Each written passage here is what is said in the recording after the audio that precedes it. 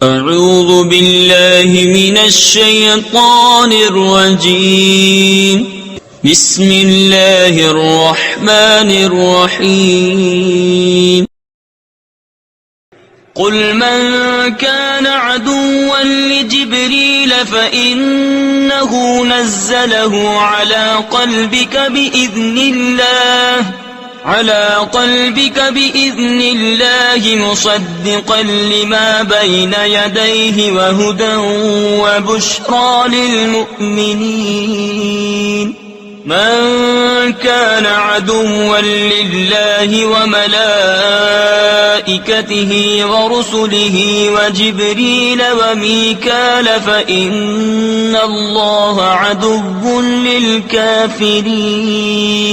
تم فرما دو جو کوئی جبریل کا دشمن ہو تو اس یعنی جبریل نے تو تمہارے دل پر اللہ کے حکم سے یہ قرآن اتارا، اگلی کتابوں کی تصدیق فرماتا اور ہدایت اور بشارت مسلمانوں کو۔ جو کوئی دشمن ہو اللہ اور اس کے فرشتوں اور اس کے رسولوں اور جبریل اور میکائیل کا تو اللہ دشمن ہے کافروں کا۔ وَلَقَدْ أَنزَلْنَا إِلَيْكَ آيَاتٍ بَيِّنَاتٍ وَمَا يَكْفُرُ بِهَا إِلَّا الْفَاسِقُونَ أَوَكُلَّمَا عَاهَدُوا عَهْدًا نَبَذَهُ فَرِيقٌ مِّنْهُمْ بَلْ أَكْثَرُهُمْ لَا يُؤْمِنُونَ۔ اور بے شک ہم نے تمہاری طرف روشن آیتیں اتاری اور ان کے منکر نہ ہوں گے مگر فاسق لوگ۔ اور کیا جب کبھی کوئی عہد کرتے ہیں ان میں ایک فریق اسے پھینک دیتا ہے بلکہ ان میں بہتیروں کو ایمان نہیں۔ من کان عدوا، جو دشمن ہو۔ شان نزول، یہودیوں کے گروہ نے حضور سید المرسلین صلی اللہ تعالی علیہ وآلہ وسلم سے کہا آپ کے پاس آسمان سے کون فرشتہ آتا ہے؟ نبی اکرم علیہ الصلوۃ والسلام نے ارشاد فرمایا میرے پاس حضرت جبرائیل علیہ الصلوۃ والسلام آتے ہیں۔ ابن سوریہ یہودی پیشوا نے کہا وہ ہمارا دشمن ہے، عذاب، شدت اور زمین میں دھسانا وہی اتارتا ہے، اور پہلے بھی کئی مرتبہ ہم سے دشمنی کر چکا ہے۔ اگر آپ صلی اللہ تعالی علیہ وسلم کے پاس حضرت میکائیل آتے تو ہم آپ صلی اللہ تعالی علیہ وسلم پر ایمان لے آتے۔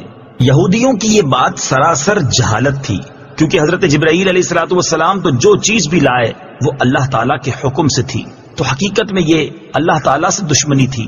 بلکہ اگر یہودی انصاف کرتے تو حضرت جبریل امین علیہ الصلوۃ والسلام سے محبت کرتے اور ان کے شکر گزار ہوتے کہ وہ ایسی کتاب لائے جس سے ان کی کتابوں کی تصدیق ہوتی ہے۔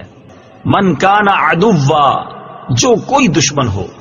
اس سے معلوم ہوا کہ انبیاء کرام علیہ الصلوۃ والسلام اور فرشتوں سے دشمنی کفر اور غضب الہی کا سبب ہے، اور محبوبان حق سے دشمنی خدا عز و جل سے دشمنی کرنا ہے۔ حضرت جبریل امین علیہ الصلوۃ والسلام انبیاء کرام کے خادم ہیں، ان کا دشمن رب تعالی کا دشمن ہے۔ یہ بھی معلوم ہوا کہ ایک فرشتے سے عداوت سارے فرشتوں سے عداوت ہے۔ یہی حال انبیاء کرام علیہ الصلوۃ والسلام اور اولیاء العظام رحمۃ اللہ تعالی علیہم سے عداوت رکھنے کا ہے۔ بخاری شریف کی حدیث ہے، حضرت ابو ہریرہ رضی اللہ تعالی عنہ سے روایت ہے، حضور اقدس صلی اللہ تعالی علیہ وآلہ وسلم فرماتے ہیں کہ اللہ تعالیٰ نے فرمایا جو میرے کسی ولی سے دشمنی کرے اسے میں نے لڑائی کا اعلان کر دیا۔ وَلَقَدْ أَنزَلْنَا إِلَيْكَ آيَاتٍ بَيِّنَاتٍ، اور بے شک ہم نے تمہاری طرف روشن آیتیں نازل کی۔ ابن سوریہ نے نبی اکرم صلی اللہ تعالی علیہ وسلم سے کہا کہ آپ کوئی ایسی چیز لے کر نہیں آئے جسے ہم پہچانتے ہوں، اور آپ پر ایسی کوئی روشن آیت نازل نہیں ہوئی جس کی وجہ سے ہم آپ کی پیروی کریں۔ اللہ تعالیٰ نے اس کا رد کرتے ہوئے ارشاد فرمایا کہ اے حبیب صلی اللہ تعالی علیہ وآلہ وسلم، ہم نے آپ کی طرف روشن آیتیں نازل فرمائی ہیں جن میں حلال، حرام اور حدود وغیرہ کے احکام واضح اور تفصیل سے بیان کیے گئے ہیں، اور ان آیتوں کا انکار وہی کرتا ہے جو ہمارے احکامات کی اطاعت نہیں کرتا۔